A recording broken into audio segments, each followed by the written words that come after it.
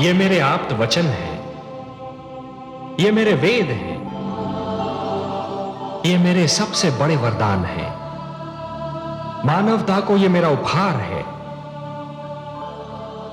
ये मेरे आप्त वचन तुम्हें और तुम्हारे उपरांत आने वाली हर पीढ़ी को जीवन के नियमों का ज्ञान देंगे। ये वेद मानव को धरती और आकाश, मानव और देवता तथा आत्मा और परमात्मा के आपसी संबंध का ज्ञान देंगे। इनमें वो सारे मंत्र निहित हैं जो जन्म से मृत्यु तक मानव की हर समस्या का समाधान बनेंगे।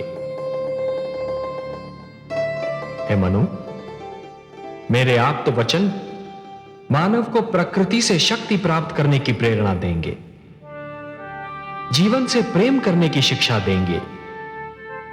ये तुम्हारे मार्ग के दीपक हैं। और हे सप्तऋषिगण, आप इन मंत्रों के सर्वप्रथम दृष्टा हैं। धन्य हो प्रभु, आप वास्तव में कृपा निधान हैं। अपने आप्त वचन का दृष्टा बनाकर आपने हमें यह भी ज्ञान दिया कि हमारे अस्तित्व का उद्देश्य क्या है, हमारा लक्ष्य क्या है। हे मनु और शतरूपा, तुम्हें इनकी रक्षा करनी होगी। इस धरोहर को मानव जाति तक पहुंचाना होगा। हे नीलकांत, मैं वचन देता हूं कि मानवता की इस धरोहर की मैं अपने प्राणों से भी अधिक रक्षा करूंगा। हे लक्ष्मीपति, मैं आपके आप्त वचन को अपने तन मन में यूं सुरक्षित कर लूंगी कि इनकी शिक्षा मेरा दूध बनकर मेरी संतान के रक्त में घुल जाएगा। तो फिर संभालो अपनी धरोहर को। मेरे क्षीर सागर लौटने का समय आ गया है।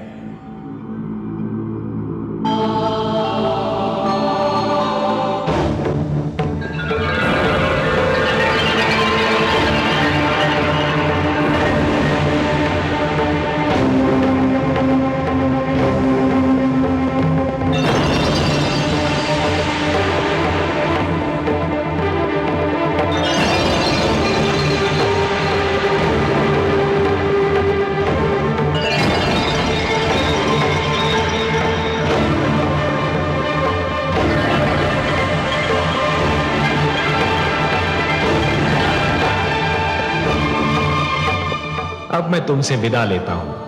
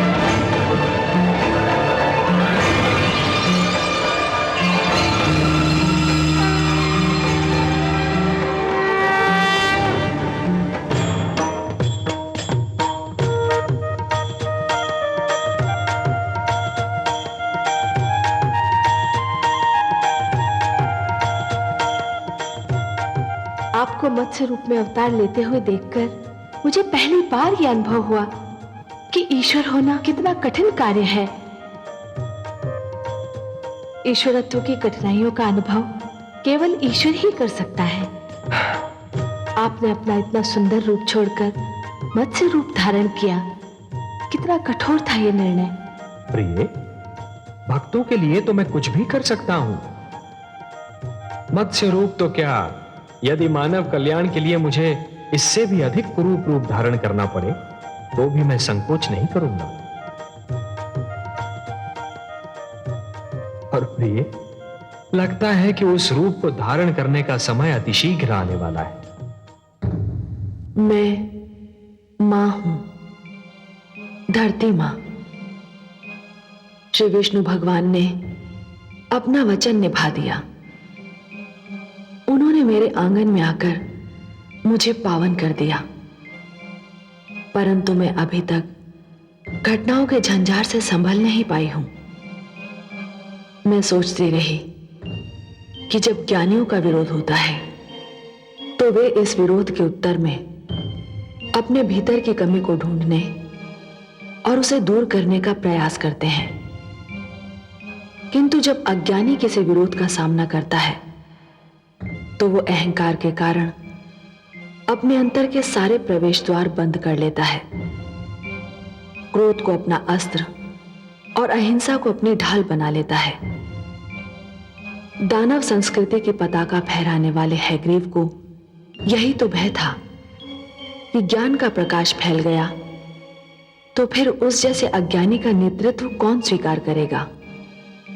मैंने उसके मृत शरीर को ध्यान से देखा तो मुझे लगा कि यह किसी दानव का नहीं, यह तो एक प्रवृत्ति का मृत शरीर है जो हर युग में ज्ञान का मार्ग रोकने का प्रयत्न करेगा और हर युग में उसका यही परिणाम होगा। परंतु हैग्रीव जो भी था, जैसा भी था, एक माता का पुत्र था और माता तो मैं भी हूं। इसलिए मैं उसकी माता दनु के दुख से दूर कैसे रह सकती हूं।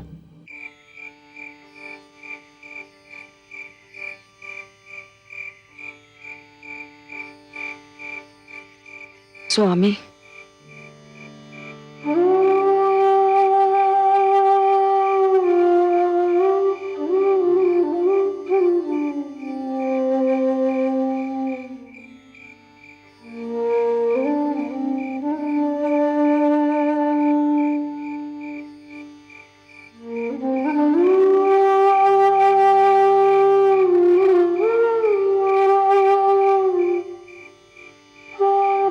यदि आप मुझे कोई समाचार सुनाने आई हैं देवी, तो उसकी कोई आवश्यकता नहीं।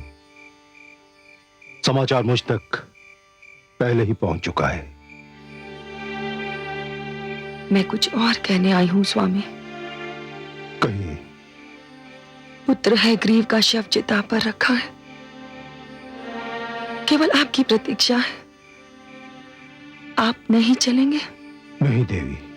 क्या मरने वाला आपका पुत्र नहीं था? पुत्र अवश्य था, परंतु मेरे लिए वो उसी दिन मर गया था जिस दिन उसने मेरा बताया मार्ग छोड़कर हिंसा के मार्ग पर पहला पग रखा था।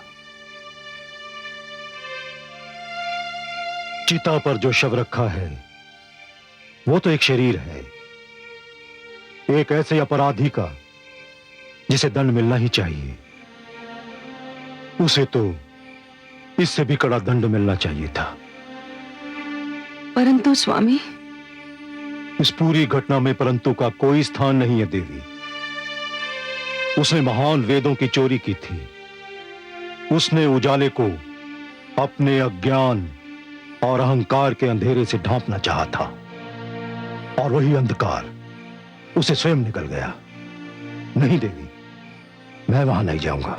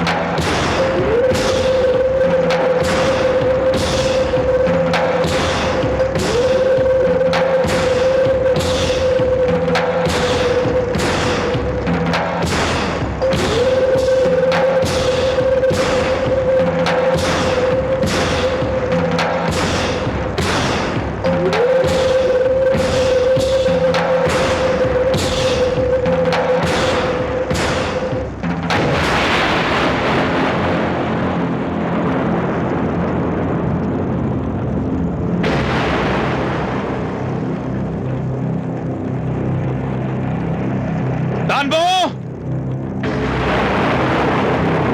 दानवराज हैग्रीव का वध कोई साधारण घटना नहीं है। दानवराज का वध करके हमारे स्वाभिमान को ललकारा गया है, हमारे समाज को चुनौती दी गई है। मैं कालकेतु समस्त दानव लोक की ओर से यह चुनौती स्वीकार करता हूं और आप सबके समूह की एक घोषणा करता हूं कि मैं दानवराज हैग्रीव के वध का प्रतिशोध लूंगा। कालकेतु, मैं तुमसे भली भांति परिचित हूं कालकेतु। बहुत चतुर समझते हो तुम अपने आप को। हर्षल, चिल्लाओ मत कालकेतु। मैं जानता हूं कि प्रतिशोध की आड़ में तुम्हारा लक्ष्य क्या है। तुम दानवराज हैग्रीव के सिर से गिरा हुआ मुकुट अपने सिर पर रखने का सपना देख रहे हो। नहीं तो बताओ, दानवराज हैग्रीव का प्रतिशोध लेने वाले तुम कौन होते हो? मैं दानव लोक का भावी अधिपति हूं, दानवराज का उत्तराधिकारी हूं। देख लिया तुम लोगों ने। अरे कोई से पूछे कि किसने इसे हमारा अधिपति नियुक्त किया है? बताओ इसे कि यह दानवों का लोक है। यहां अधिकारों के लिए चुनाव नहीं होता, यहां सर्वसम्मति जैसे व्यर्थ शब्दों का कोई मत नहीं। यहां अधिकार उसका होता है जिसकी भुजाओं में बल होता है। यहां जो बढ़कर स्वयं उठा लेता है मुकुट उसी का होता है। स्वस्थ दानव समाज जानता है कि मैं सेनापति हूं।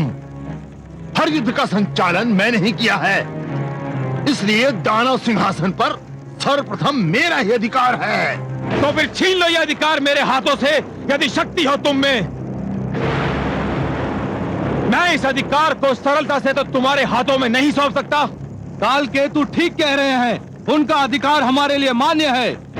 हम नहीं मानते, हम हर्षल को अपना अधिपति मान चुके हैं। हो जाए निर्णय। ठहरो। अधिकार का झगड़ा मेरे और हर्षल के मध्य हुआ है और इसका निर्णय भी मेरे और हर्षल के मध्य होगा। तुम लोगों को हस्तक्षेप करने की कोई आवश्यकता नहीं। हर्षल, बड़ा गर्व है ना तुमको अपने युद्ध कौशल पर। आज वो गर्व भी चूर चूर हो जाएगा और तुम्हारे भी टुकड़े टुकड़े हो जाएंगे। ऐसे अवसर पर मैं नहीं बोलता कालकेतु, मेरा खड्ग बोलता है।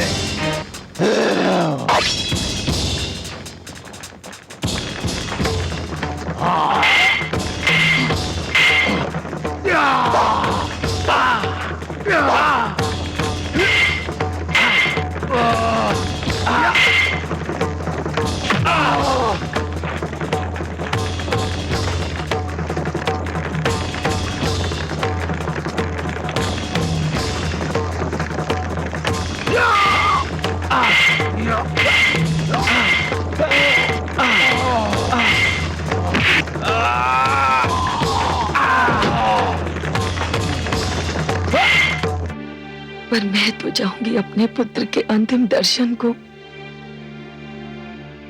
आप पिता हैं, आप भावनाओं से ऊपर उठकर उसकी बुराइयों को देख सकते हैं, पर मैं तो मां हूं। ये कैसे संभव है कि जिस पुत्र को मैंने अपनी गोद में थपकियां देकर सुलाया था, आज वो जब चिर निद्रा में सोया है, मैं उसे देखने न जाऊं। यही तो समस्या है। कुछ माताएं अपनी भावनाओं से ऊपर उठ ही नहीं पाती, फिर वही परिणाम जो आज आपके सामने है। किंतु मैं आपको रोकूंगा नहीं। मैं आपकी ममता की भावना को अच्छी तरह समझता हूं, उसका आदर करता हूं, किंतु एक चेतावनी देना भी अपना कर्तव्य समझता हूं। कैसी चेतावनी स्वामी? आपके पुत्र हैग्रीव ने जिस दानव संस्कृति का बीज बोया था, वो संस्कृति आज एक विशाल और भयंकर रूप से विराट वृक्ष बन चुकी है। आप वहां जाकर उस दानव संस्कृति का नग्न नृत्य देखेंगी तो आपका दुख और भी बढ़ जाएगा। कुछ भी हो स्वामी, मुझे जाना तो होगा, नहीं तो एक मां का हृदय मुझे कभी क्षमा नहीं करेगा।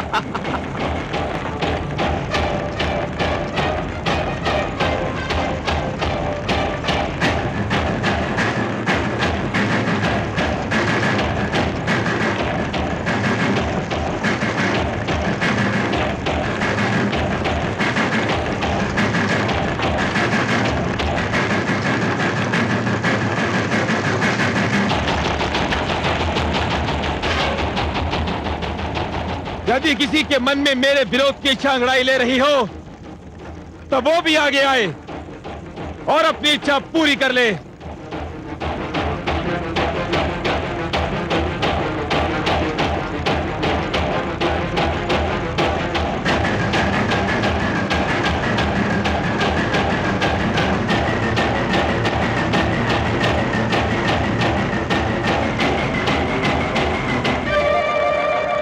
सत्य कहा था मेरे स्वामी ने कि यहां आकर मेरा दुख बढ़ जाएगा।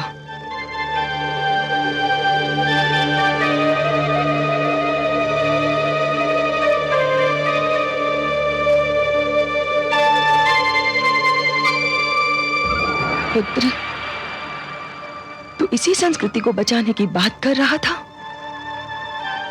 क्या यही वो संस्कृति है जिसके लिए तूने देव संस्कृति और मानव संस्कृति का विरोध किया था? देख इस संस्कृति को जो तेरे शव पर अश्रु बहाने के स्थान पर एक दूसरे का रक्त बहा रही है। तेरी मृत्यु का शोक तेरे उत्तराधिकारी के लिए युद्ध में लहूलुहान हो रहा है। धिक्कार है तुम्हें अपने अधिपति की मृत्यु का दुख नहीं, ये चिंता है कि उसके सिंहासन पर कौन बैठेगा। अब भी समय है, छोड़ दो हिंसा और युद्ध का मार्ग, छोड़ दो अपने झूठे अभिमान को। मत जाओ उस राह पर जिस राह पर रखा हुआ हर पग तुम्हें विनाश से एक पग और निकट कर दे।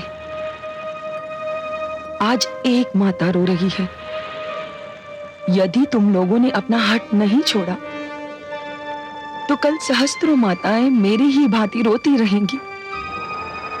क्षमा करे राजमाता, परंतु आप जो कह रही हैं वो एक साधारण माता के लिए तो उचित है, पर उस राजमाता के लिए नहीं जिसका स्वाभिमानी पुत्र विष्णु के हाथों मारा गया हो। तो तुम्हारे विचार में मुझे क्या करना चाहिए? इस समय तो आपको हमें शपथ दिलानी चाहिए कि हम जब तक दानवराज हैग्रीव के वध का प्रतिशोध न लें, चैन से न बैठे। प्रतिशोध? कैसा प्रतिशोध? क्या प्रतिशोध करके तुम मेरे पुत्र के ठंडे शरीर में जीवन की गर्मी लौटा सकते हो? मैं जानती हूं कि प्रतिशोध से तुम्हारा तात्पर्य क्या है।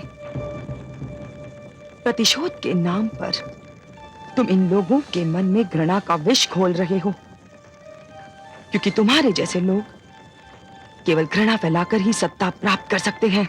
नहीं राजमाता, घृणा मैं नहीं फैला रहा हूं, घृणा फैला रहे हैं देवलोक के वासी, वो देवता जिनसे हमारी शक्ति देखी नहीं जाती, हमारी उन्नति जिनकी आंखों में कांटों के समान खड़कती है, वही सदा हमारे विरुद्ध पक्षपात करते हैं, हमें नीचे दिखाने का अवसर ढूंढते हैं।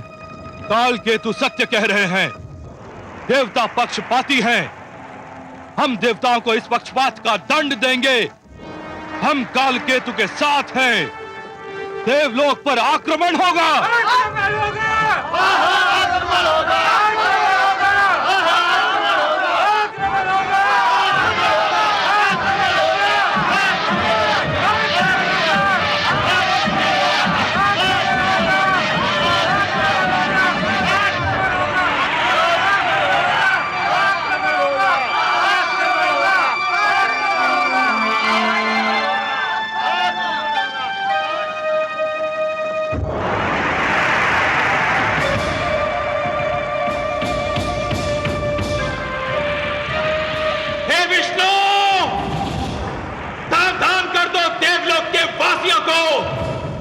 और सावधान हो जाओ तुम भी, मैं देवलोक पर आक्रमण कर रहा हूं।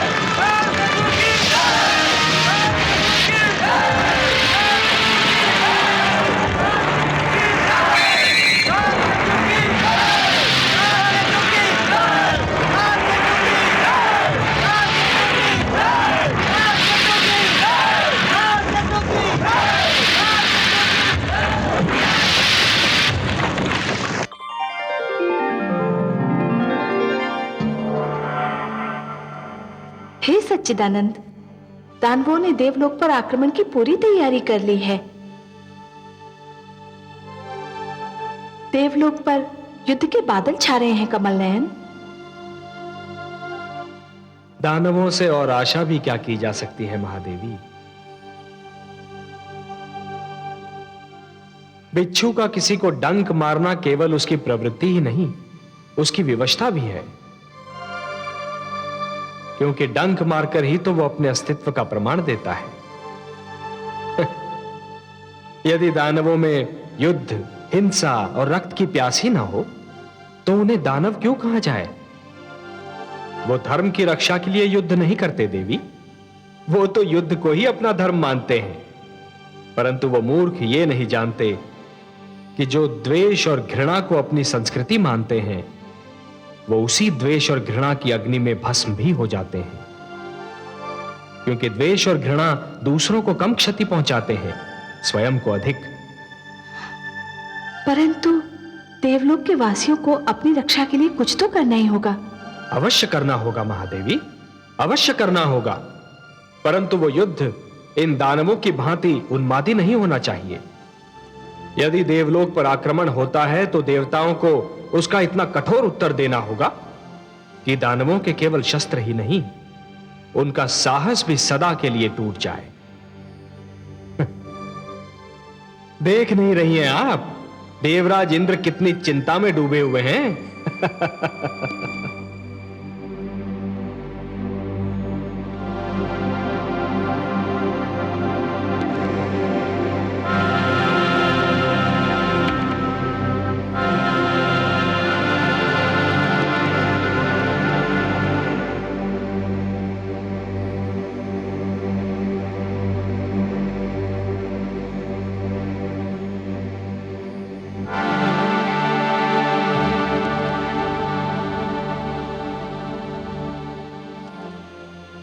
देवलोक के स्वामी किस चिंता में खोए हुए हैं कि उन्हें मेरे आने का ज्ञान तक नहीं।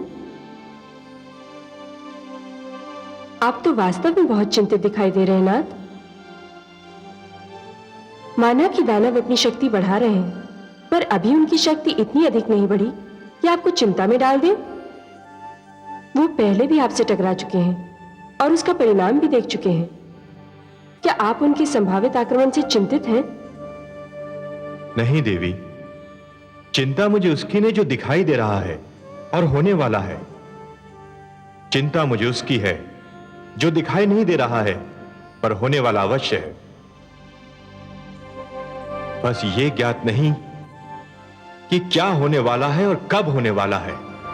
स्वामी, मैं समझी नहीं, आप किस घटना की बात कर रहे हैं? दानव युद्ध की तैयारी कर रहे हैं, मुझे दिखाई दे रहा है। उनका आक्रमण होने वाला है, मैं जानता हूं। पर एक और संकट है देवी जो दिखाई नहीं दे रहा है, पर न जाने कब क्या रूप धारण कर ले। आपका संकेत किस संकट की ओर है नाथ? एक ऐसा संकट जिसको कुछ परिस्थितियों ने जन्म दिया था, कुछ ऐसी परिस्थितियां जो हमने जानबूझकर नहीं उत्पन्न की थी। मैं अब भी नहीं समझी देव। इस संकट का जन्म उस समय हुआ था देवी जब हम देवताओं ने सर्वसम्मति से बृहस्पति देव को अपना गुरु चुना था।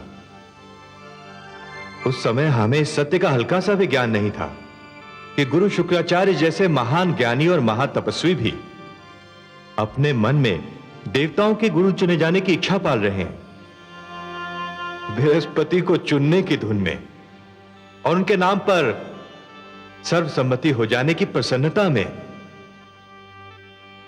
हम शुक्राचार्य की इच्छाओं की चाप न सुन सके।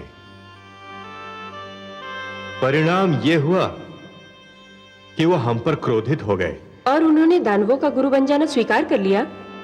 हां देवी, निराशा जब क्रोध में बदलती है तो उसका पहला आक्रमण विवेक पर होता है। गुरु शुक्राचार्य का निर्णय भी निराशा और क्रोध का परिणाम था। उसमें विवेक से अधिक अपमान और मानहानि की प्रतिक्रिया अपना रंग दिखा रही थी। बुद्धिमान व्यक्ति जब बुरा होता है तो वो देश, काल, समाज सबके लिए घातक सिद्ध होता है। पर अब तो जो होना था वो हो चुका। यदि होने वाला हो चुका होता तो मुझे चिंता क्यों होती देवी? चिंता तो यही है कि क्या होगा और कब होगा। दानव अपनी शारीरिक और भौतिक शक्ति के बल पर लड़ते हैं, उन्हें परास्त करना कठिन नहीं, पर शुक्राचार्य का शस्त्र उनका मस्तिष्क है। वो विद्वान है और विद्वान का अहंकार चोट खाता है तो घायल नाग की भांति घातक होता है, जो न जाने कब किधर से आक्रमण करके। शुक्राचार्य का अहंकार मेरे लिए ऐसा प्रश्न चिन्ह है जो चिंता को जन्म देता है, उत्तर नहीं बताता।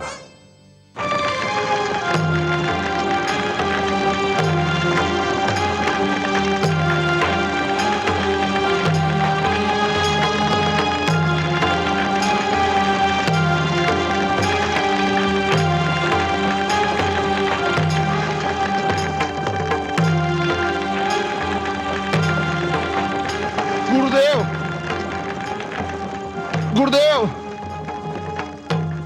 गुरुदेव, गुरुदेव,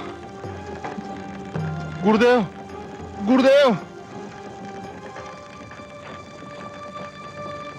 किसने की तुम्हारी ये दशा? काल केतु ने गुरुदेव। दानवराज हैग्रीव के वध का समाचार सुनते ही उसने राज सिंहासन हथियाने के लिए षड्यंत्र किया था और अपने को साथी भी बना लिए थे। मैंने उसे ललकारा, जिसका यह परिणाम हुआ है गुरुदेव। काल केतु सदा ही महत्वाकांक्षी और सत्ता का लोभी रहा है। तुम्हें उससे नहीं भिड़ना चाहिए था, तुम्हें मेरे पास आना चाहिए था। इसका अवसर ही नहीं मिला गुरुदेव। यह सब कुछ एक सोची समझी योजना के कारण अवश्य हुआ था, पर हुआ था इतना अचानक कि किसी के पास कुछ भी सोचने समझने के लिए समय ही नहीं था। और अब तो जो होने वाला है वो इससे भी बुरा होगा गुरुदेव। काल केतु ने देवलोक के विरुद्ध युद्ध की घोषणा कर दी है। क्या? हाँ गुरुदेव, आक्रमण किसी भी समय हो सकता है, युद्ध किसी भी क्षण छिड़ सकता है। नहीं, यह बहुत बड़ी भूल होगी। देवताओं से युद्ध आवश्यक है, उन पर आक्रमण होना ही चाहिए।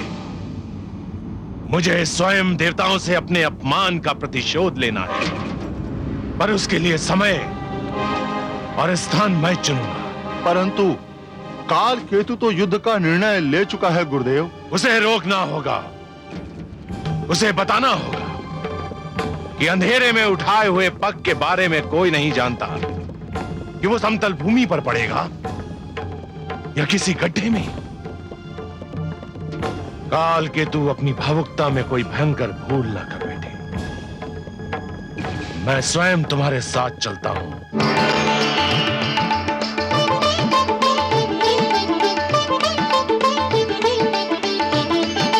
देवराज, देवराज, देवराज, देवराज। क्या बात है चित्ररथ? दानवों की सेनाएं देवलोक पर आक्रमण करने के लिए चल पड़ी हैं। दानव काल केतु अपनी सेना का संचालन कर रहा है। उसने देवलोक को तहस नहस करने की शपथ ली है। हमारी सेना आपके आदेश की प्रतीक्षा कर रही है। दानवों की सेना देवलोक की सीमा से कुछ ही दूरी पर है। नहीं, हम दानव सेना को अपनी सीमा में पग भी नहीं धरने देंगे।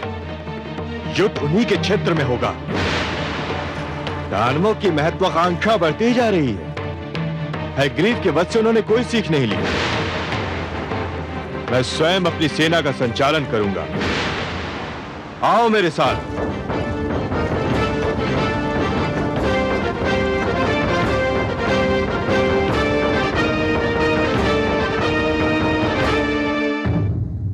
मैं मां हूं, धरती मां।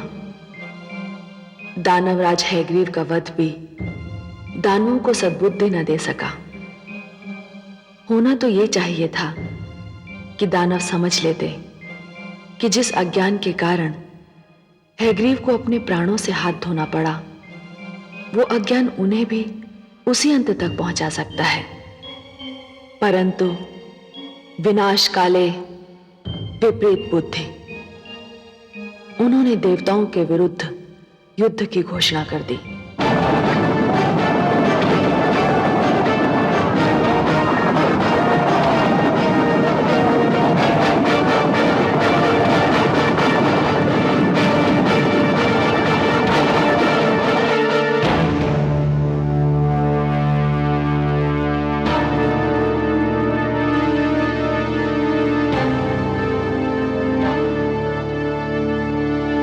इंद्र, तुम देवताओं ने सदैव हमारा तिरस्कार किया है।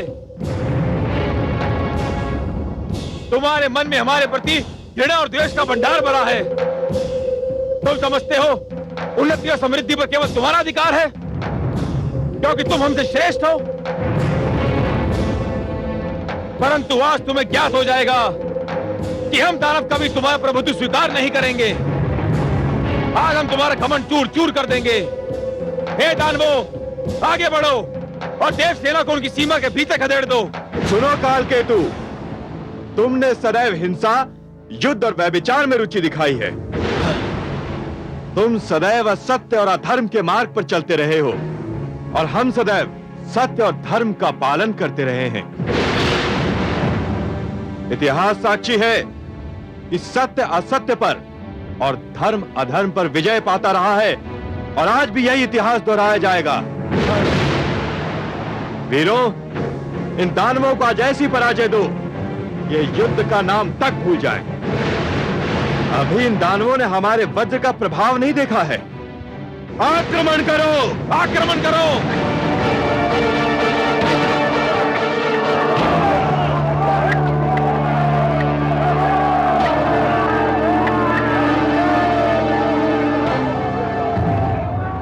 परिणाम ये हुआ कि घमासान रण हुआ। दोनों सेनाएं एक दूसरे पर टूट पड़ी। दानवों ने अपनी सारी शक्ति युद्ध भूमि में झोंक दी। रणभूमि रक्त सागर में बदल गई। देवताओं ने भी पूरी शक्ति से दानवों के आक्रमण का उत्तर दिया। दानवों को भारी क्षति हुई। उनके सेनानी भारी संख्या में मारे गए। सारी रणभूमि उनके मृत शरीरों से पट गई और अंत में दानव सेना के पांव उखड़ गए। स्वयं कालकेतु घायल होकर रणभूमि से ले जाया गया। दानवों की पराजय का एक कारण यह भी था कि वे अपने गुरु शुक्राचार्य की ये बात भूल गए थे कि उनकी अनुमति के बिना युद्ध ना किया जाए। परंतु मेरी चिंता यह थी कि दानवों की इस पराजय की देवताओं पर क्या प्रतिक्रिया होती है।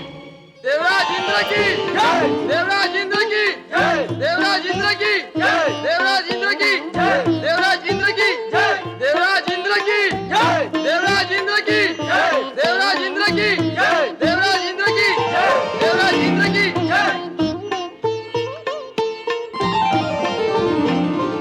विजयश्री की बधाई हो देवराज। विजय तो हमारे चरणों में उसी समय झुक गई थी जब हमने युद्ध भूमि में पांव धरा था। उसे तो हम अपने साथ लेकर गए थे।